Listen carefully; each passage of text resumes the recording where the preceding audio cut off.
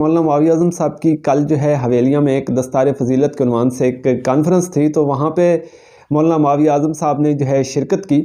تو ایک مشکوک شخص جو ہے وہاں پہ آیا، تو مولانا معاویہ اعظم صاحب کے جو گارڈ تھے انہوں نے اس مشکوک شخص کو جو ہے اس کی تلاشی لی، تو اس کے پاس جو ہے پسٹل برآمد ہوا۔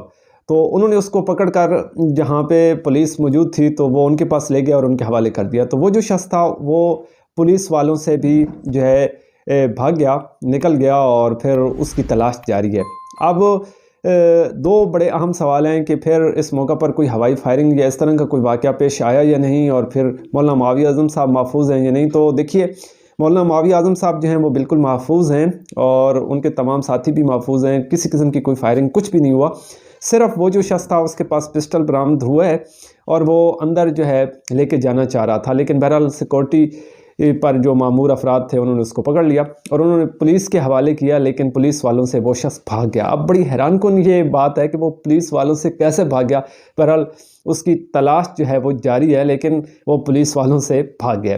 بہرحال مولانا صاحب جو ہیں وہ محفوظ ہیں، اور یہ ایک مستند خبر ہے۔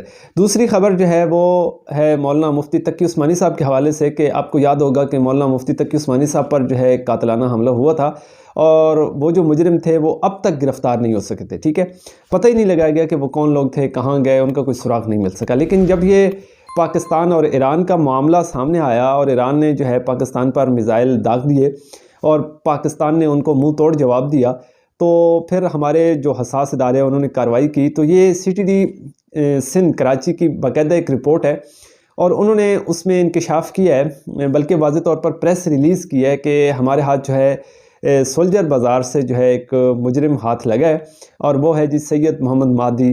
تو وہ جو شخص ہے وہ اس طرح کی کاروائیوں میں ملوث ہے، اور اس نے پوری وضاحت سے بتایا۔ یہ پریس ریلیز جو ہے آپ سکرین پر دیکھ بھی سکتے ہیں کہ اس کا کہنا یہ تھا کہ میں ریکی کرتا تھا، اور میرے ساتھ دو اور ساتھی بھی تھے، سید جعفر اور سید عابد، تو وہ پھر ٹارگٹ کرتے تھے ان اشخاص کو، اور پھر ان پر حملہ کر دیتے تھے، ان پر فائر کھول دیتے تھے، ان کو قتل کر دیتے تھے۔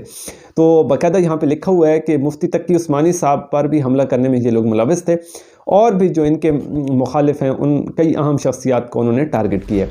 تو جو مرکزی ملزم تھا اس کو گرفتار کر لیا گیا، اور دوسرے ساتھیوں کا بھی پتہ اور سراغ لگا لیا گیا۔